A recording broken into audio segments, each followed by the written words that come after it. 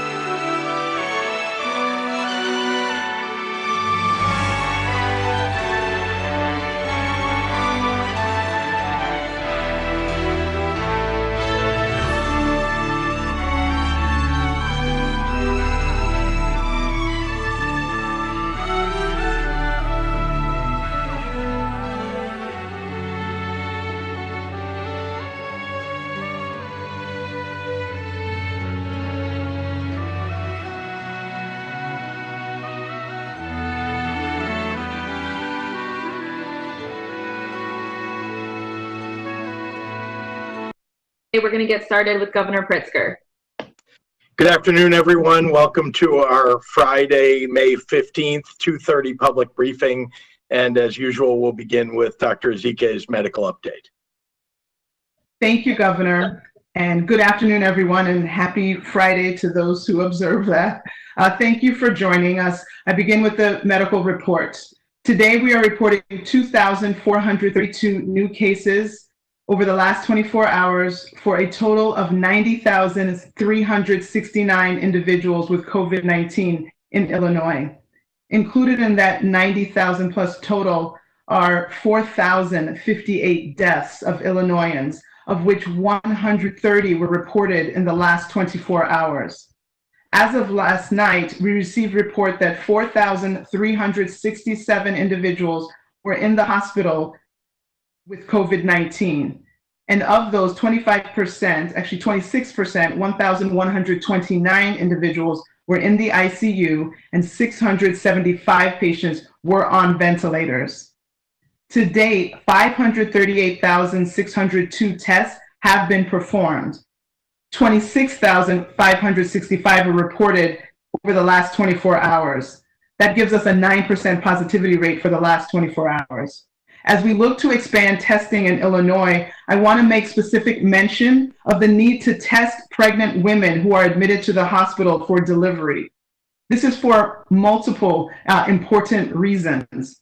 First of all, many of the symptoms associated with labor can mimic or cover up symptoms of COVID-19. So we could easily escape detection with just symptom screening.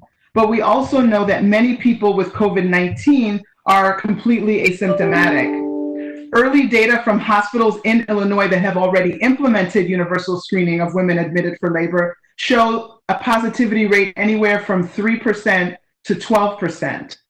Knowing if a woman giving birth has COVID-19 will help inform the medical plan, help inform medical decisions that need to be made, including those surrounding the use of the appropriate personal protective equipment, PPE.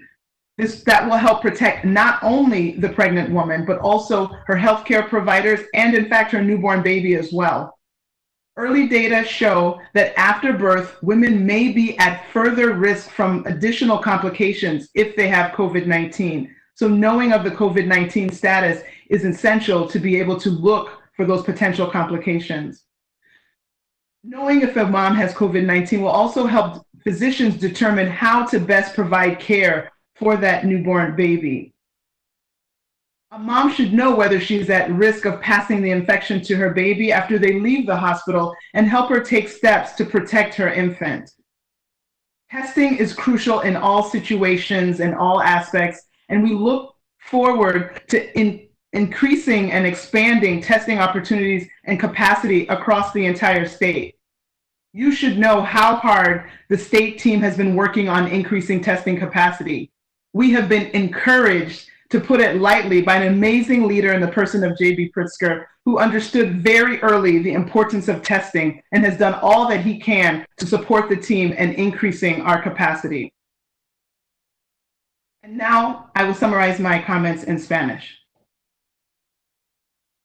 Buenas tardes y feliz viernes.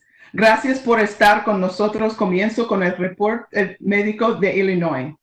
Hoy estamos reportando 2,432 casos nuevos de ayer para un total de 90,369 individuos con COVID-19 en Illinois. En esos números se incluyen 4,058 vidas perdidas. 130 de esos muertos han sido reportadas en las últimas 24 horas. 26,565 pruebas hechas fueron reportadas desde ayer. 4,367 personas estaban en el hospital con COVID-19. De ellos, 1,129 pacientes estaban en la unidad de cuidados intensivos y 675 pacientes estaban en ventiladores. A medida que buscamos crecer las pruebas en Illinois, quiero hablar de la necesidad de evaluar a las mujeres embarazadas que están en el hospital para el parto. Esto es importante por varias razones. En primero, muchos de los síntomas del parto pueden imitar los síntomas de COVID-19, pero también sabemos que muchas personas con COVID-19 no tienen algún síntomas. Los primeros datos de hospitales en Illinois que han implementado pruebas universales de mujeres admitidas para dar luz muestran un número de positividad de 3 a 12%. Sabiendo si una mujer que da luz tiene COVID-19, nos ayuda a informar las decisiones médicas, incluido el uso de equipo de protección personal, que ayudará a proteger no solo a la mujer embarazada, pero también a los trabajadores médicos y a su bebé recién nacido. Los primeros datos también muestran que después del nacimiento, las mujeres pueden estar en mayor riesgo de complicaciones si tienen COVID-19. Sabiendo si una nueva madre tiene COVID-19, ayudará a los médicos a determinar cómo dar la mejor atención para la madre y el bebé. También ayudará a la madre a saber si está en riesgo de transmitir la infección a su bebé después de que salgan del hospital y ayuda a tomar medidas para proteger a su bebé. Las pruebas son cruciales a medida que miramos para el futuro y continuaremos creciendo las oportunidades y la capacidad de pruebas en todo el estado, gracias al apoyo de Gobernador Pritzker. Por favor, sigan luchando con nosotros contra este virus. Solo no podemos hacerlo, pero tenemos que hacer esto juntos. Muchísimas gracias. And with that, I will turn it over to Governor Pritzker. Thank you very much, Doctor. Testing. That's what every epidemiologist, every immunologist, every responsible business owner, and everyone who cares about safely opening up our economy says we must do to successfully maintain a high standard of protection as we move into phase 3 and phase 4 of the Restore Illinois plan. You've heard me focus on it and report on it almost every day. And because testing is so important, I want to bring everyone up to speed again on where we are and how we are using the tests that we have. First, the White House just a few days ago called for all states to grow their testing to 2% of their populations in May. Illinois has far surpassed that level and has now tested more than double that amount. Using a 7-day average, Illinois is testing 4.7% of our population per month. And we won't stop growing our testing until this pandemic is over. As a result of our testing levels, we've been able to expand testing eligibility for the following groups of people: all frontline workers and essential workers, including workers in grocery stores and pharmacies, restaurants and gas stations, public utilities, factories, childcare, elder care, and sanitation. All healthcare workers, including those who provide home health services, nursing home residents and staff, all first responders such as paramedics, emergency medical technicians, law enforcement officers, or firefighters, all those who work in correctional facilities such as jails or prisons, all people with a compromised immune system or chronic condition, anyone with COVID-like symptoms, anyone who has had contact with a confirmed COVID-19 case, whether or not they have symptoms. We now have 251 public testing sites across the state that offer free testing. You can find a testing location near you under the headline Testing Sites under the Resources tab at coronavirus.illinois.gov. Again, coronavirus.illinois.gov. These testing sites also include our 7 state-run drive-through free testing sites at Markham, Bloomington, Harwood Heights, Rockford, Aurora, Waukegan, and East St. Louis. As I mentioned earlier this week, our Bloomington site will be operating in its current form through next Friday, and we're continuing to work with community leaders to further expand testing in that area.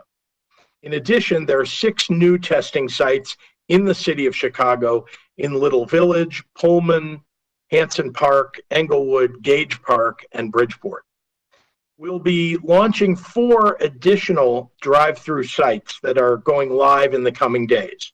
Starting tomorrow, our new site on the south side of Chicago in the Chatham neighborhood will begin testing, and sites in Champaign, in Peoria, and in Rolling Meadows will be opening all throughout next week.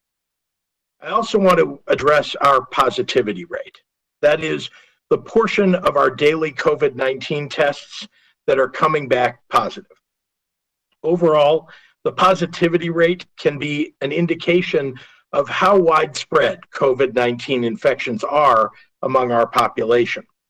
We all want the positivity rate to come down, which would indicate a declining number of people getting sick from the virus.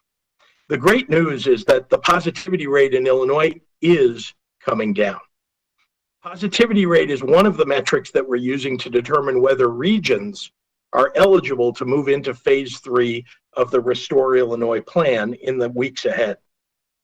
Right now, on a rolling 14-day basis, every region is meeting our positivity rate standard to move to phase 3.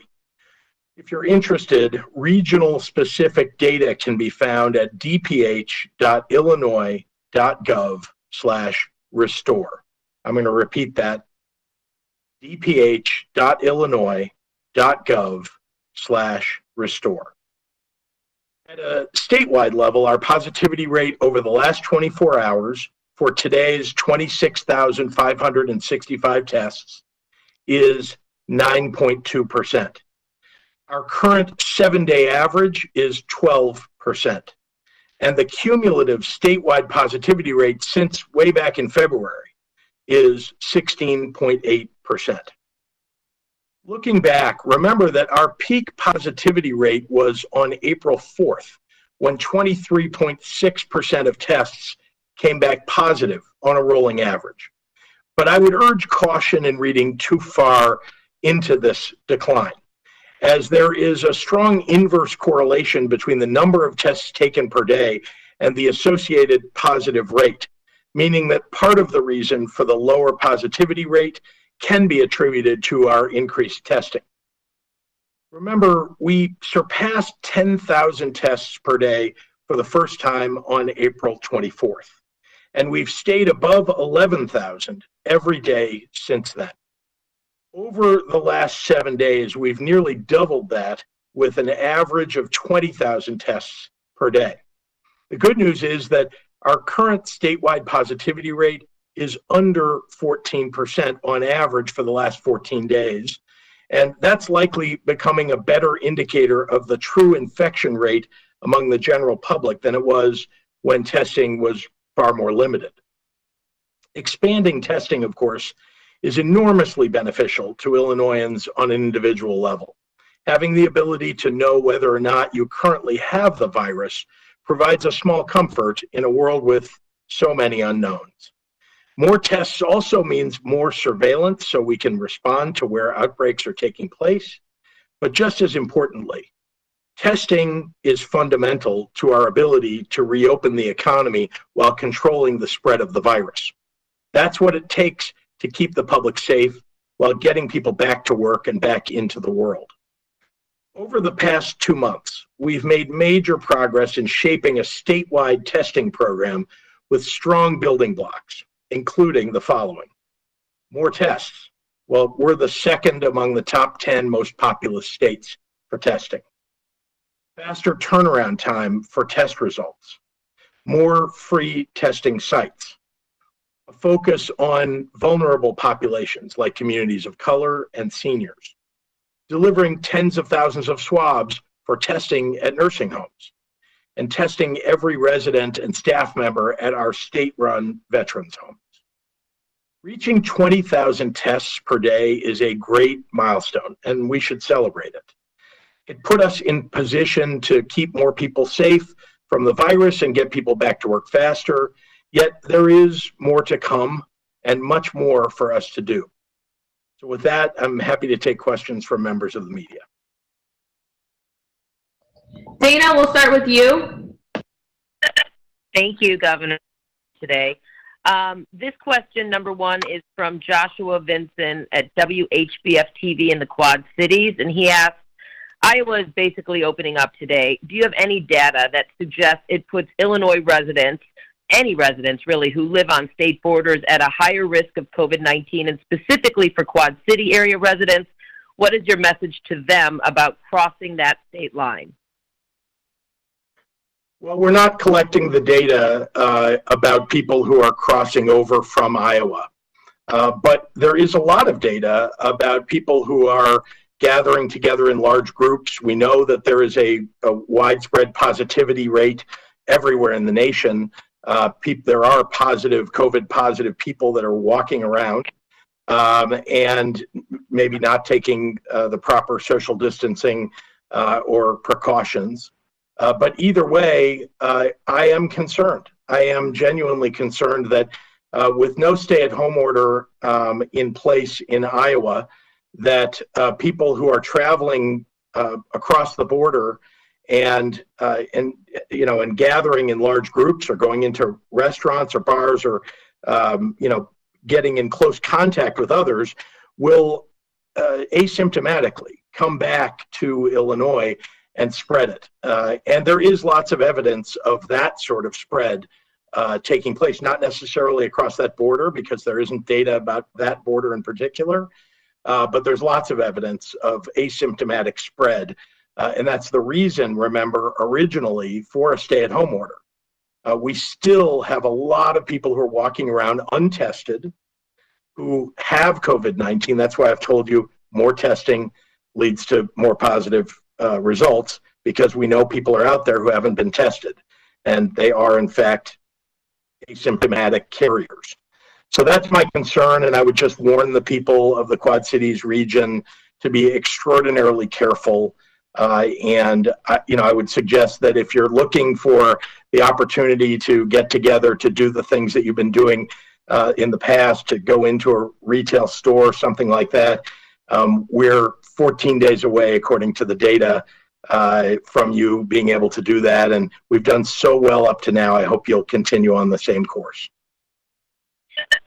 Okay, thank you. This question from Marianne Ahern at NBC5.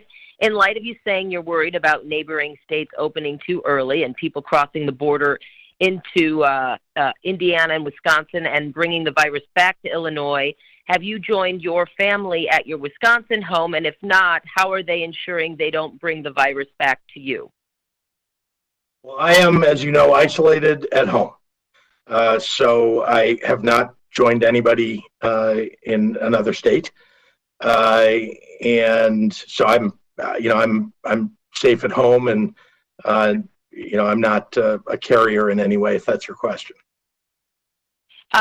I think that's part of the question, but also if they are out of state, how will you then ensure they don't bring the virus back to you? Well, let me begin by saying that my wife and my daughter were in Florida before the stay-at-home shelter-in-place orders were put in place, and they stayed there. That when the orders were put in place, they sheltered in place, as was the order and the suggestion, and they have since returned home and isolated for a period of time, but they're home now and they're safe, and no one is a carrier that we're aware of. I shouldn't say that definitively, because the reality is that anytime you walk out the door, even if you're wearing a mask, there is some possibility that people could become infected. So please don't assume that someone can't be a carrier. It is possible, but we're taking every precaution.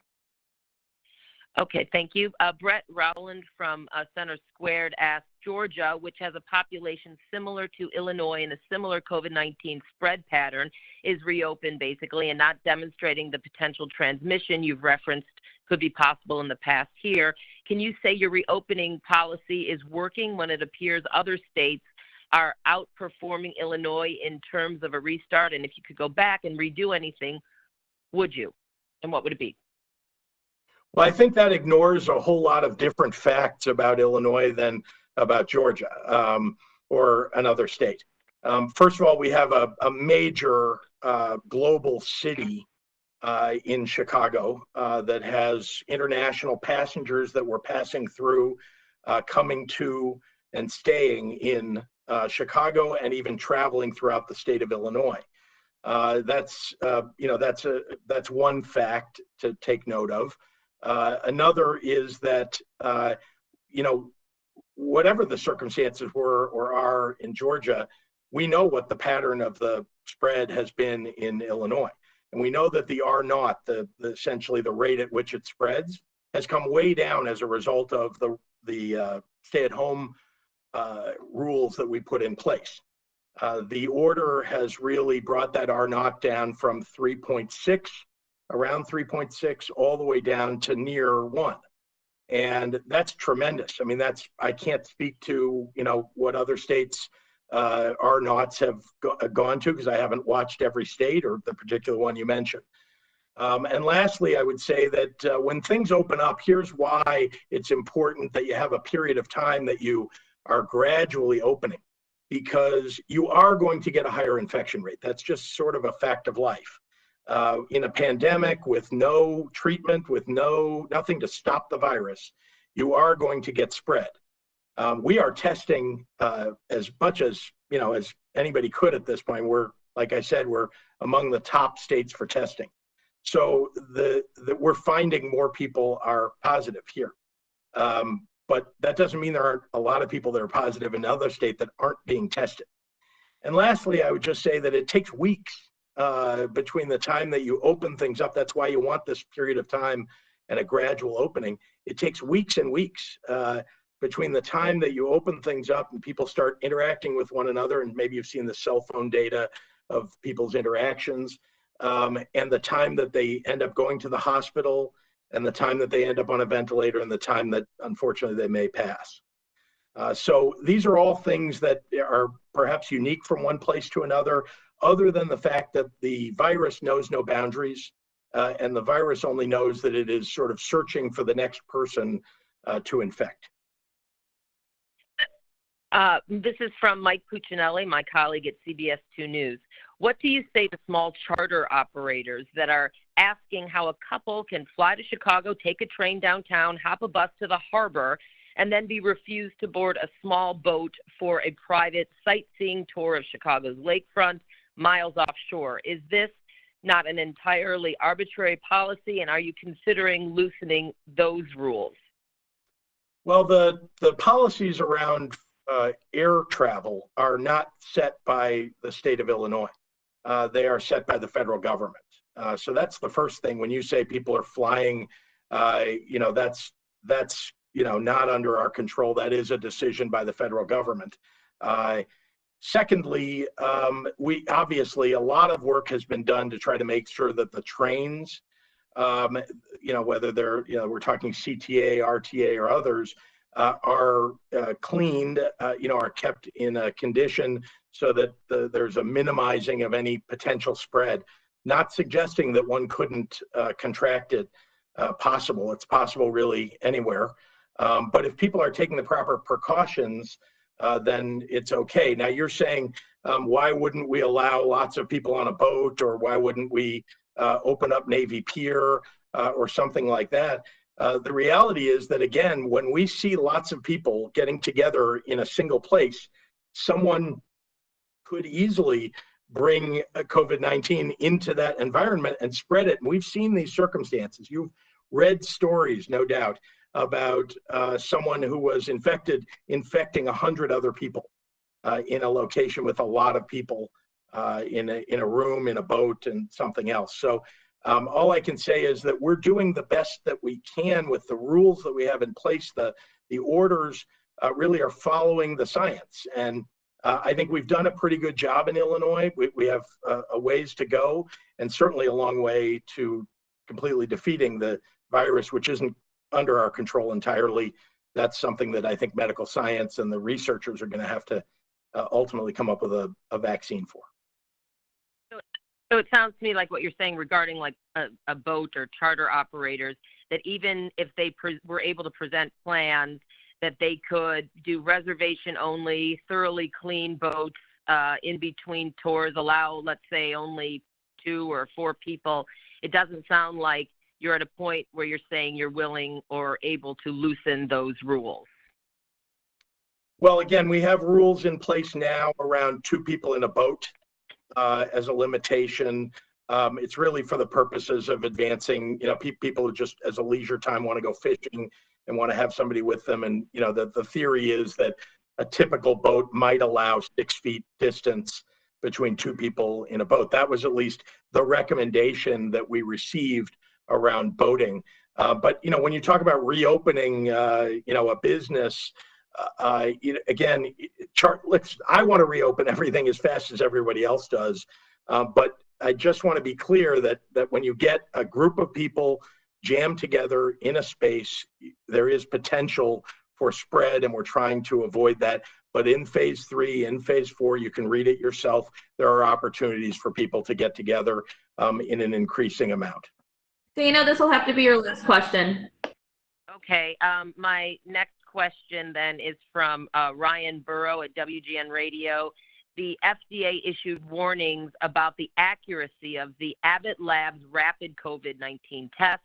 How many of those tests are being administered daily in Illinois? Do you trust them, and have you spoken with Abbott? I have not. I have spoken with Abbott a number of times over the course of this pandemic. Abbott is a great company that makes equipment that is the normal PCR testing. So put aside the ID Now rapid tests that you're talking about. They make M2000 machines that are widely used around the world to do testing for a variety of infectious diseases. So I have spoken with Abbott many times over the course of this pandemic.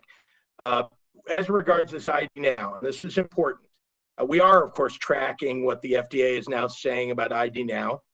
There are the use of ID Now machines around the state. Absolutely, there are people who owned those ID Now machines without the state being involved, who are doing testing on those machines. I don't think the FDA necessarily decided that those are completely ineffectual, but they certainly have put out a warning, and I believe that Abbott is responding. We in Illinois today did about 26,000, we announced tests. About over 3,000 of those were ID Now tests. And over the course of the entire time that we've done testing, or that the state has done testing, there have been about 50,000 tests out of the total number of tests that have been done. I think we've done 500,000 tests. So we've looked back at those, and we've looked at the testing that's being done now. We're pulling those results out because we want to be able to see how many are being used. And of course, the people who are using those machines are now under an FDA warning, that there may be challenges to them. So I think they'll probably be used less for COVID-19. They are used for other purposes, I might add. But for COVID-19, I think we've all been put on warning by the FDA. All right, we'll move on to questions that came in through the portal. Stacy Baca at ABC7 would like a response to the 5 Republican congressmen who have sent you a letter raising concerns that you threatened to withhold federal funding in the state. What's your response?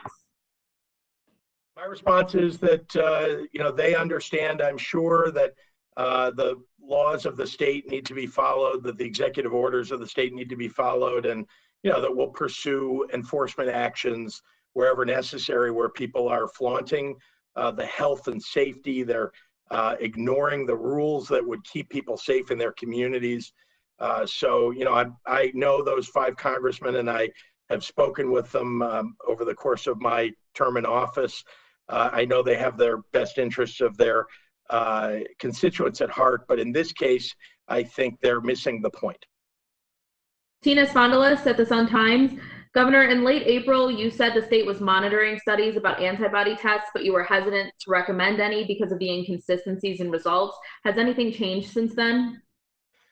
There is a lot of work that's been done. I'd like to turn it over to Dr. Ezike because she understands these antibody tests better than I do, but I'll just say that there is a lot of work that's been done around these antibody tests, and to my knowledge anyway, there are quite a number of them that are ineffectual or not really the kinds of tests that will be useful for us. So we want to be able to parse between those kinds of tests, which ones are effective, which ones not, but I'll turn it over to Dr. Ezike for a more informed view. Yeah, thank you, sir. So we are trying to learn as much as we can along with the rest of the country, the rest of the world, to see how these antibody tests can be a part of our reopening of the state. And so we have just convened a group of experts, of hospital epidemiologists, immunologists, virologists, academicians from across the state who will be convening to try to gather some of the information that's around there and give official guidance. We know that, you've probably heard reports from the feds that, even if, and I think the WHO has said this publicly as well, that even if we do know that people develop antibodies, it's not clear how long that protection would last. It's not clear the level of antibodies that would be protective. So I think there's more questions than answers at this point. But I know we have some people in the state that have been doing a lot of antibody testing. And so we'd like to see what we can garner. Maybe there is some useful information. Maybe it's not specific as to, okay, you're good to go and you'll be immune for the next 10 years, but maybe there's some helpful information that can be garnered. So we have a very esteemed group that's convening to gather some information and see what our official guidance will be. Okay, Jamie Marks at the Tribune. Under your reopening plan to get to phase 4, testing must be widely available in each region, regardless of symptoms or underlying risk factors. How close is the state to reaching that sort of testing capacity that would allow for that? Well, more testing is better. And so, what's the definition of adequate testing? The answer is that we want it widely available. And so in my view, as we open up more testing sites and as we make available more materials for testing, I think we're in a much better place. So we're making a lot of progress. I feel like we're on a path to being in that spot as needed for every region of the state. From Noel Ford at WICS. How does IDPH count deaths in the state? Is it through the INID system or vital records? There was a death that was counted in yesterday's state numbers that happened last week in Sangamon County. How do you prevent counting a death more than once?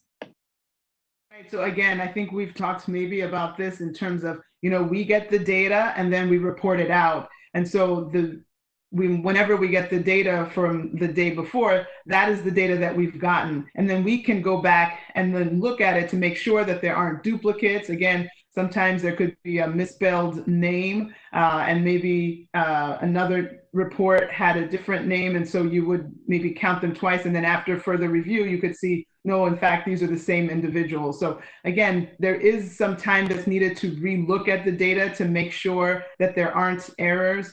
We do know that potentially a death might have been reported yesterday. Maybe there was a delay in the hospital getting it to us or a delay in that information coming to us. So again, we are only able to give out the information that we receive, and we try to do all of our due diligence to make sure that there aren't duplicates, that there aren't errors, that the deaths attributed to us are actually residents of Illinois that actually belong to the state and that they haven't been counted previously. Ben Cox at WLDS for Dr. Ezike. This talks a little bit about what you just described, but yesterday Cass County told us a Northern Illinois lab had incorrectly reported to your INID system some out-of-state cases being added to their total of positive cases. How many incidents of this has happened that IDPH is aware of? So human error probably happens on a semi-regular basis, and it's just our data stewards have to go back and look at this data. We can't just take everything as it comes. We have to take several passes at it, keep looking at it to make sure that the data is good. We have to clean it up and remove those inconsistencies. We have to respond to information from other states that might say, oh, I think you have a resident of ours that's in your count. And so both states will have now an adjustment. One will go up and one will go down. So all of these things are happening all the time. We're dealing with thousands and thousands and thousands of pieces of different data just related to testing, related to death. And so you can imagine that human error, that the cleaning up of the data, the review, the systematic review for the quality assurance, that will pick up most of these errors and clean it up. Jake Griffin at the Daily Herald.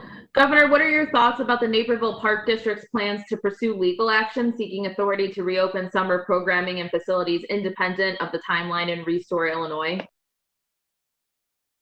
Well, again, all I can say is that they should be following the data and the science here and not their gut. I too would like to, allow all children, my own included, to go participate in summer sports in group fashion. And I hope we'll be able to do that soon enough as we move through the phases of the plan, of the Restore Illinois plan. But I recommend against it. And of course, people have every right to go to the courts. Too many people choose that. I think, in this circumstance. And so, I realize that the local officials there are going to do whatever it is that they want to do, but I wish they would show some leadership. Governor, there's a few questions about the whereabouts of your family. Do you want to address that? Sure. Let me first say that I've been very private and reserved when it comes to my children. And it's because there are threats to my safety and to their safety. And so, you've seen that there are people that stand outside the Thompson Center and stand outside the Capitol in Springfield holding, hateful signs that reference me personally and that suggest, if not say, but suggest the potential for violence. And so, I told you earlier that my wife and daughter were down in Florida in early March, and in fact, even a little before that. And, they sheltered in place when the stay-at-home order came up, and they stayed there until very recently. So, I just will say that, we have a working farm. They're there now. There are animals on that farm. That is an essential function, to take care of animals at a farm. And so, that's what they're doing. And I would hope that the GOP, the Republican super PAC that's pushing stories like this about my family, would stop doing it, because they are putting my children and my family in danger. Thank you. Kelly from Block Club has asked for Dr. Ezike, has Illinois seen any confirmed cases of reinfection among people who have recovered? Are you following reports of reinfection, and do you have any concerns about that?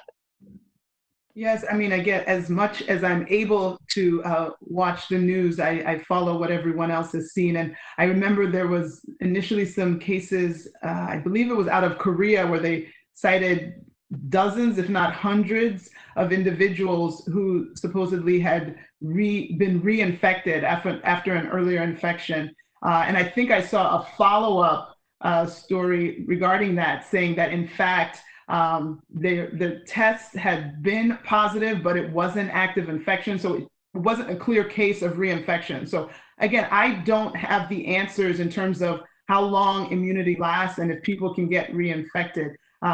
We know that there are diseases for which people do have lifelong immunity. We know that there are diseases that people receive a vaccine and then that immunity wanes. So again, this is a new virus. I think time is going to have to tell us that as we look around the world and see cases of infection that have happened earlier. We'll follow those down the road to see if, in fact, people do have real infection later on down the road. I don't have the answer, but we will continue to follow the science, which will give us the answer. Thank you, Doctor. And Stephanie Goldberg from WBEZ will be our last question today. She's asking, how many Illinois testing sites are relying on Avid's rapid tests, and do we have plans to make changes? Well, I think I want to be clear that the state doesn't own a whole bunch of Abbott machines. The federal government did send us 15 machines. They didn't send us very many cartridges to go with it to use the machines, but they sent the machines. And so, we have used some of those, the cartridges that we received. There are places that are using their own cartridges, and as I say, we can't control what they do. What we can do is look at the data as it comes to us, as it gets reported to us, and just make sure we're aware where that data came from.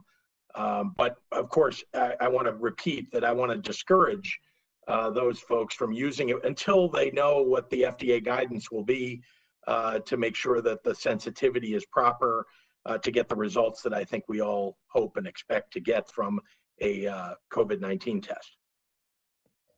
All right, everyone, that is all the time we have for today. Thank you so much. We'll see you on Monday.